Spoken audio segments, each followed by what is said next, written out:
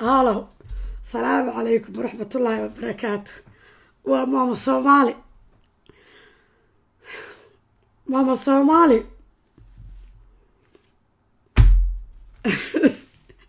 sheekooyinku soto istaalla isaga soo daba dhacaya. wiigba waxbaynu ka sheekaynaa wiigan waxaynu ka sheekaynaynaa wiigagan aabbayaalka caruurahooda dayaxa iyo waxaa ku dhaca idhagaysta.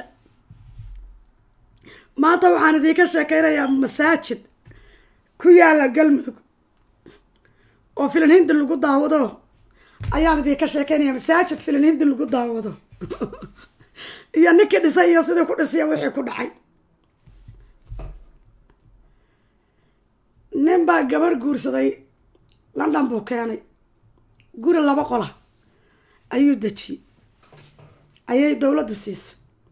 markaa hal cunug iyo uur bay haystaan. guriga ninku waa shaqeeyaa,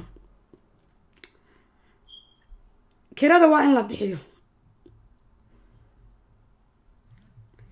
kiradii ninkii waa bixin waay ninkaano waa baabul suufi, waa wadaadadan baabul suufiga.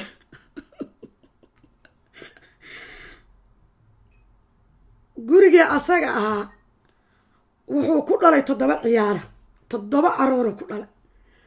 sariiraha yaallo joodarayaasha markay birti soo baxeen iyay busto ku dadaa bustayaal ku kormarisa ay gabadhu ku dabooshaan. war gabadhii dadkiiba isugu yeerto waxay tiri war wixii islaamow guriga halayga bedelay tiri oo tiri gabadhii guri weyn hala siiyaalay. waxaa la yiri 2 qol baad kiradooda bixin weydeen, guriga dowladda london oo dhan karoos baa laga saar. guri weyn haddaad rabtiin private kirayst, waayo gurigan yar ee raqiiska ah ayaadba kiradiisii bixin weydeen 2 qole. guri ka weyn ciduna idinma siinayso, saamaba bixinaysiin. ka yar baad kiradiisi ka bixin weydeen mid weyn. asagaa gareedhidkii uga cayaaray.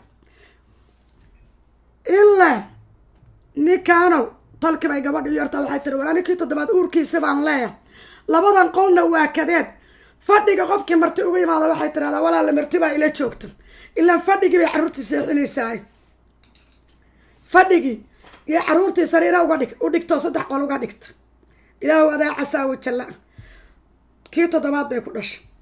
kii 7 uurkiisa markay ilahayd bay gabadhii muslimka u yeertay. ninkaa waa shaqaystaa, war ninkan igala hadlo ayay tiri. oo gurigan isagaa dowladiinan guri weyna lama siinayo, kiradii buu bixin layahay. gurigan cariirigan asagaana badeen. ninkani ha kala ergarayo ha nagala hadlo. guryaha consolka mamnuuc isku tallaab baa laga saaray guri in laga siiyo, because kiradii buu ku silciyo bixin waay. bas ilaah wadaa subxaanahu wa tacaala ilaa tolkii baa laysugu yeer. waryaa war 7 caruura iyo reerkan adaa leh 2 qol 7 caruura oo homework samaysanaysa oo london joogta laguma hay kara. ilmaha guriga cariiriga ah ka bad. war xaggee lacagta geysa aad shaqayso? waad shaqaysaay. masaajid baan ka dhisayaa meel habla. ilaaha waa i dilin anoon masaajidkaas dhammay. lacagtuu dira su u diraayo maalintii dambe la yiri masaajidkii waa dhammaysay. caruurtiina warqadihii guduudnaabaa saa isaga soo dabayaacaya. guri barayfada waa qaali oo ma kiraysan karo. ilaa wadaa casiisa ilaahay maa meel jiro. maalintii dambea la yiri masaajidkii waa la dhameeyey. siiyo markaan meeshii masaajidka aad ka dhistay sharaf baad leedahay. masaajidkaad dhistay soo arag kuna soo xadree oo hadda nin sharaf leh oo waxaa tahay meeshuu masaajidka ka dhisay. horaan baa intaasoo masaajid laga dhisay. wuxuu u tegay ayadoo dhalinyaro intay tv salfoonadooda iyo tv-yo iyo wax keensatay laabtoobyo iyo kombyuutaro iyo waxay u tegay dhalinyaradu ay video baalka filan hindi ku dhex daawanayso masaajidka. eeriyadoo dhan baa masaajidya ku yaala.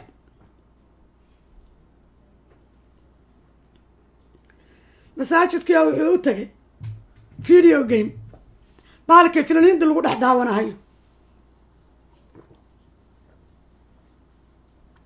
oo dhalinyarada xaafadda oo dhan internet halkaa ka soo raacday isugu timaado caruurtiisina laba qol baa kansar laga saaray suu lacagtu shaqeeyaba ugu soo dirayay oo caruurtiisina una uga warhaynin caruurtiisina biruhu intay mudaan sariiraha saas oo meel ay homework ku kala samaystaan iyo waa wiilal iyo gabdhee meel ay ku kala dhar bedeshtaan midna ayna haysanin masaajidkii oo wuxuu tagay laa la la la la la la la la la ka socoto yaa oo ninkii la dhihi jiray shaaruq khan iyo salmaan khan iyo Hrithik Roshan ka dhex boodayo saas oo xaafadda dhan baa halka dhalinyarada isugu timaadaa oo wax ku tukaday iyo wax taga midna aysa jirin inaa lilaahi wa inaa ilaahi raajicuun madaxiyo gacmaha isagoo saa isugu haya yuu London ku soo noqda waa ordayo malaa wuxuu yidhi caruurta guri u raadi consol housen maa la dhahaa isku tallaab weyn baa laga saaray waxaa la yidhi caruurta guri haddaad u rabto private house u raadi haddii kalena markay kala koraan labadaa qol ayagaa ka carari xaaraan guri aan gurigaan ahayn oo lagu siinaya ma jirtaa la yidhi oo London lagaa siinaya asaga iyo gabadhii maskiinta ahayd iyo 7 cunug halkaasay ku noosha lacagtuu silacaa ku baday oo sariiraha bustayaalka gabadhu ku daboolayso oo fadhiga sariiruhu ay caruurtu kala socosaan fadhiga qofna soo martiyo karin oo fadhi la fariisto iyo meel homework lagu samaysto midna aan lahayn caruurta laan UK Britain ku nool guri barayfadu London waa qaali baa la yiriyo taxi kasta hadduu wada kama bixi karo subaxa saaka waxaa la yiri indhaha taagtaagahaya dowladii guri uma ogola labadoodii midna oo guriga waa lagu wada qornaa masaajidkii video film hindi baa ka dhex shidanoo waxaa ka dhex shidan inta la dhihi jiray Maduri Tixan iyo waxaa ka dhex shidan Raja iyo maxay ahaytoy iyo waxaa ka dhex shidan war maxay dhihi jireen Hrithik Roshan baa ka dhex dhaansiyaaya oo dhalinyarada reer Mudug how to dance sidaad u dhaansi garayso laga barta dhalinyarada reer Galmudug gawdhe ilmihiisi labadii qol private-na kama bixi karo oo waa taksiil oo income lagu kiraayo ma haysto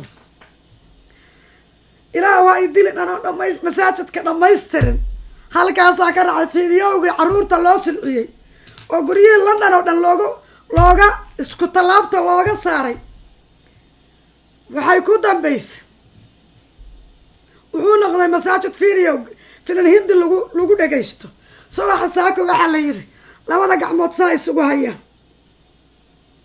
sidaa oo isugu hayaa hadda cimri baa la gaaray caruurtii waa 7 in la sii dhaldhalaa la rabaa masaajidka caruurta lagu silciyo lagu afqabtay video game baa lagu ciyaarayaa waaba shaniimada ugu weyn meeshuu laga dhisay ilaahu wadaa casaa wajalla hadda waxaa la yiri madaxiisaa isku korayaa iyo dhegihii